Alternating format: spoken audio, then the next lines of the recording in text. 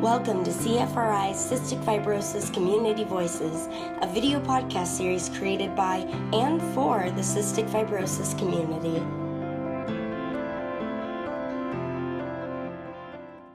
But we are going to move to topic 2.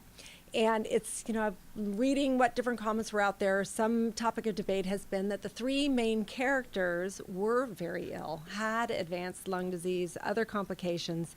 And I really loved what Beth said early on, that we hear these inspirational stories of people doing amazing things in the face of CF, and I love hearing all these stories. I also, personally, as a person who does not have CF, has a daughter, it is inspirational because I know how hard it is every day, and there is no relief every day. You are doing what you need to do to stay alive and stay healthy, and that is inspirational as well. So I know there's been debate about should there have been a broader example other than just these 3 very ill people. And so I'm just curious how people feel about the portrayal with the 3 main characters, and whether, opinions are going to vary, whether you're an adult with CF or parent to an adult with CF, or whether you're parent to a child with CF. And, I have, we had heard Mary talk to a social worker who has families with young children who had seen the film and were very excited to see it, and then were left somewhat traumatized. So I think how you look at it, the lens you look at it through is going to vary. So I'd love to hear other people's opinions about the portrayal of Poe, Stella, and, oh my gosh. Tell me his name. Will, oh my gosh, see, okay, I'm sorry everybody, I know that. So please raise your hands if you'd like to talk. Hi, am I unmuted? You are unmuted. Hi, Danny. Hi. I think that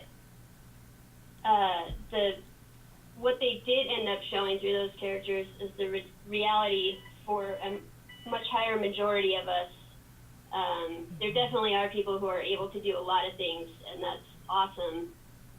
But if the intent is to raise awareness for research and things like that, showing people in their healthiest state, it's great to know we can do that, but it's gonna, I think, maybe allow people to downplay the urgent need for research and money.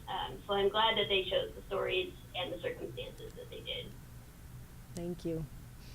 I agree. Yeah, I absolutely agree. I know that I recently had an experience when I was in the Capitol working on behalf of the rare disease community, where an individual was questioning whether CF was a rare disease at all, and questioning, how bad could our disease be when we have all this, research and science.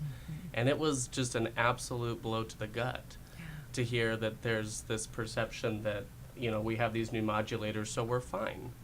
And it's like, there are so many of us that aren't fine. There are so many of us that are struggling and fighting, my brother included, who are just not in a great spot because the modulators don't work for them, or their insurance won't cover it, or, for any number of reasons. Right. And so, when you show people doing their greatest, that's awesome for, I think, us in the community to see, where we can be. But when we're trying to raise awareness and get research and get funding, it's important to know that we still have so much more to go for our community. We do not have a cure. We are not, able to, have our disease under wraps. Things aren't fine. It's a progressive terminal illness, and it is still that way for so many in our community. And so it was kind of tough to see them in that sick spot, because it's like, I've been there, and that is just not a fun place to be. But it is so important, especially with these new modulators, and getting that idea out there and the understanding that we still have so far to go. Hi, Beth. Can I talk again? Yeah. But of course I will keep talking. I think it's interesting if you say that some of the parents of young children were traumatized by seeing the movie, because I think they did such a good job of showing them, laughing and happy and figuring out ways to have fun in the hospital, reaching out to their friends, and the friends come to the hospital and visit them, and I thought they did a very good job of not making it a, one of these kind of sci-fi. A long time ago, there was kind of a sci-fi movie, and it had a character with CF. But I'm 53, so that was quite a long time ago. And it made it kind of a very scary kind of. Everything was scary about it, and I thought they did a very good job of kind of showing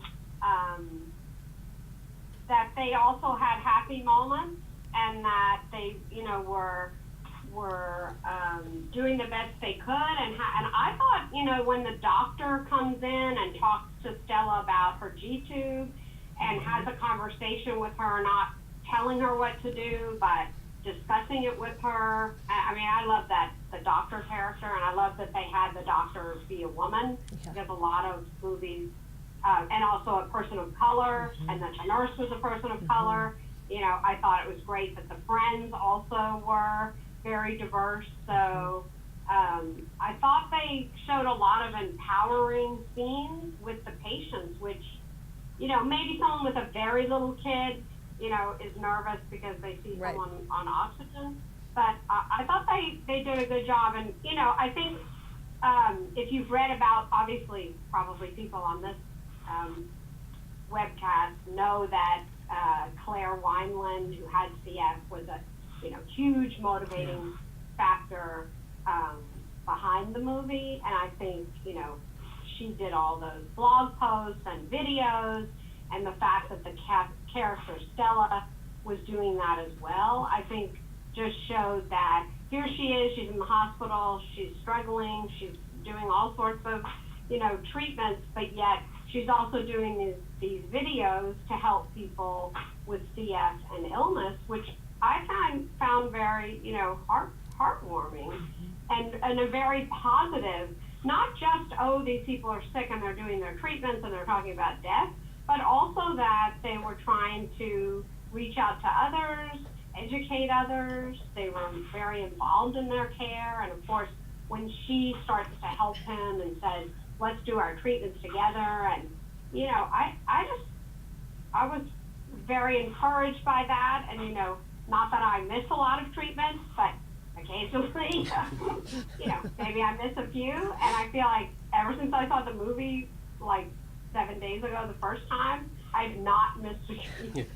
So actually, it's quite an encouraging, compliant kind of movie. That's great. Thank you, Beth. Does anybody else have their hand raised? Colleen. One of my criticisms because I read the book before I saw the movie, one of my criticisms was that I felt like they didn't show enough variety, like given that the three main characters are supposed to be the same age, maybe they could have thrown in a fourth character that had a PICC line that was only there for a day and then went home to finish out their IV treatment the way a lot of us do with like home IVs. But then when I saw it on the screen, I felt like there just wasn't enough time or space to include that kind of variety. So I think everything on the screen happened so fast and was so narrow that it might have just detracted from everything to include that kind of variety. But I agree that was kind of like a missing thing, to have all three characters be the same age and at the same progression point, like they're all waiting for transplant. So I guess I can see it both ways. Like in the book, I wish it had existed, but then when I saw the movie, I didn't care as much. Right. Thank you, Colleen. So, and I just thank you, everybody, for your comments. I appreciated as well, because I do feel like I talk to a lot of people and they have this sense that we are done, we have what we need, and everybody's doing great. And I liked the realism of that, and I agree. I guess I always comment that for how much struggle and pain and loss as a community we have experienced, there is always so much joy. When we all come together, there's a lot of happiness and just so much good energy moving forward. And I do feel like that was conveyed in the film, so I love that. I appreciated that too, because I know for a lot of CF families, parents, the way they have a better understanding of the disease is they go and Google it. And, you know, I know when me and my brother were born and my mom was searching the web for what CF was, that was traumatizing. Right. And it was just, nothing was good. There was no laughter. There were no positive stories. Right. And so that this can be hard, certainly, but I do think you need that bit of reality, but the, you know, offset with the positive. It is so much better a portrayal of our community and our disease than a web search of what cystic fibrosis is, or a short talk with the doctor. And, you know, a final thing before I move on, the one thing I really also appreciated about it was, I mean, the whole issue about Cepacia is that the one thing, I mean, one word anybody could use with CF is capricious, because, you know, all these cultures that we're also worried about, and nobody actively, like, seeks it out, or it's every culture you have, you're kind of holding your breath to see. And, you know, that the thing about Will having cultured it and being kicked off the transplant list, I mean, there's the whole thing about his adherence, but that wasn't what gave him Cepacia. It's the capriciousness. So I appreciated that.